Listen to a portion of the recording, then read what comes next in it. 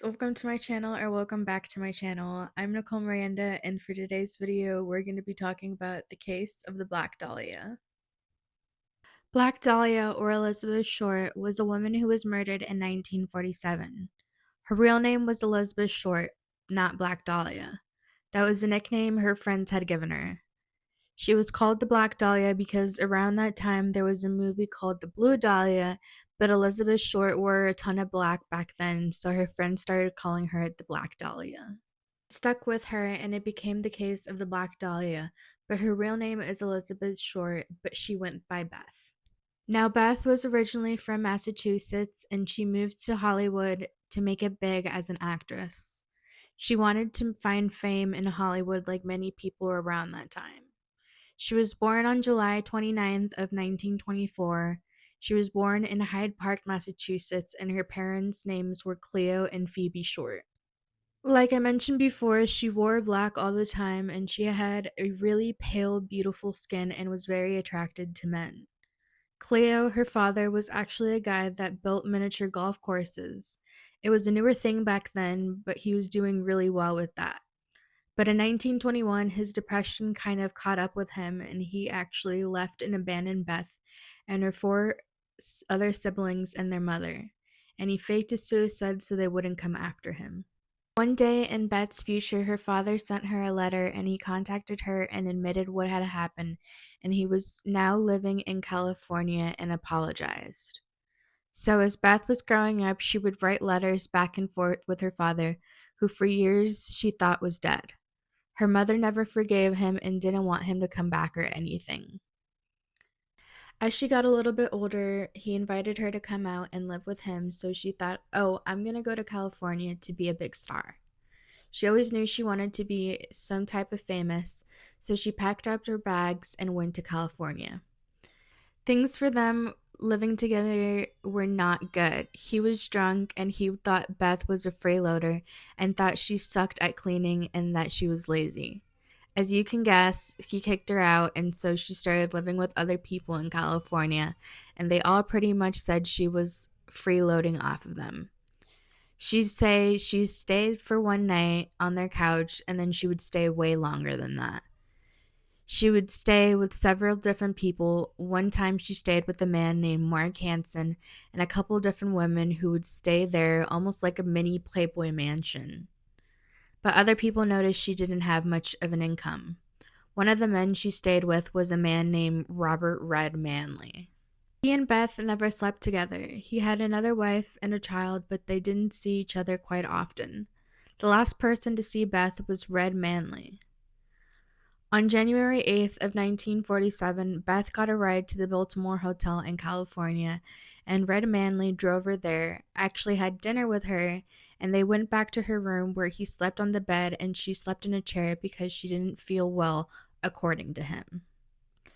The last he saw of her was the next day he left and she was in the lobby area making phone calls. He says that's the last time he saw her.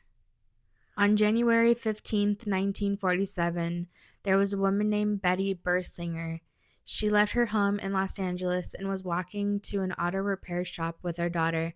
As they came up the street, there was a corner off of Norton and 39th, and she saw what she thought was trash. She actually thought it was a mannequin. As she got closer, she realized that it was a body. She had her mouth cut into what was giving her a Joker-like face, and she was severed in half and was also drained of her blood. She was completely ghost pale, and that's why Betty thought it was a mannequin, because there was absolutely no blood. Once she realized it was a body, she grabbed her daughter and ran to the nearby house where they called 911. 911 came out, and a huge crowd was around this for a while, so they covered her body. They took her fingerprints and they were able to determine that this was Elizabeth Short because she looked so different from how she did originally. They did tests for sperm on her body to make sure she wasn't raped because she was kind of laid out in a sexual manner, and they didn't find anything. So to this day, this is an unsolved murder case. They believe she was killed somewhere else and brought there, and maybe the body was cut in half to transport. There was no remaining blood on her or in the area around her, so this was clearly done somewhere else, and she was conveniently dropped off there. It was clearly set up for someone to come across, so Beth's father refused to identify her. So Beth's mom actually had to fly out and identify her body.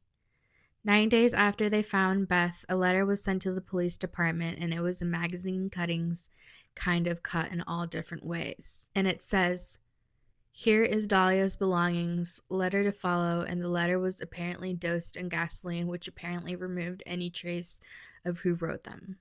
That message also came with her belongings, and it was her birth certificate, social security number, photos that belonged to her, and an old address book. And the only other thing that was sent to them eventually was something that said, "Had my fun with the police, Black Dahlia Avenger." Now, there are a couple different suspects. The first suspect would be Red Manley. He was the last person to see her, so he was considered a suspect.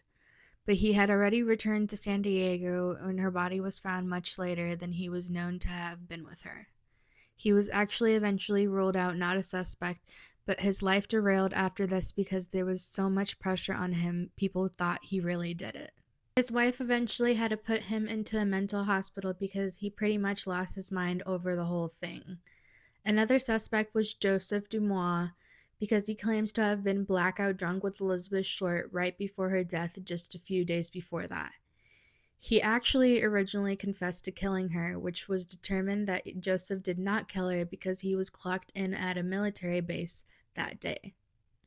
For the third suspect, his name is George Hodel, and the reason people think that he may have killed Elizabeth Short is because his son had gone on a huge mission to prove that his father killed Elizabeth Short. He said that as a child, they had a secret room in their house where no one was allowed to go, and he never found out what it was. George Hodel had passed by now, but his son still believed that this was him. He went to medical school, so his son thinks that he knew how to surgically cut a body and drain from all of its blood. This guy certainly was not normal, to say the least. He had 5 different wives and 11 children. His son, Steve, says he has a picture of Elizabeth Short, and he showed everyone this, and this picture was in his possession.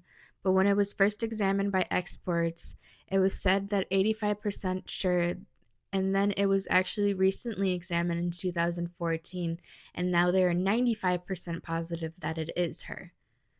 Now, look at these handwriting samples. There are George's on the left and the Dahlia's killer on the right. Steve Hodel thinks that they're very accurate. Specialists have not been able to come to a conclusion on this. An interesting thing, before he died, police officers did suspect him of murder, and he was booked, and they even hooked him up with listening devices. On the secret listening devices that they were using to spy on him, they heard him say he'd like to get a connection made in the DA's office.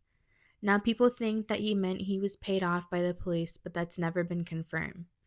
He also said, supposedly, if I did kill the Black Dahlia, they couldn't prove it now because they can't talk to my secretary because she's dead. Another bit of info that's quite interesting is that Steve Hodel went back to his childhood home where his father had a secret room and where he thinks the murders would have taken place. They went back with cadaver dogs, and the dogs picked up on scents of dead bodies. It wasn't Elizabeth's body, but maybe he was so good at this that he had killed many people and could have been a serial killer. To this day, Black Dahlia's case has never been solved, and Elizabeth's killer has never been caught. That's going to be all for today's video. I hope you guys enjoyed it. Please don't forget to like and subscribe, and don't forget to follow me on all social media platforms. And until next time, bye guys.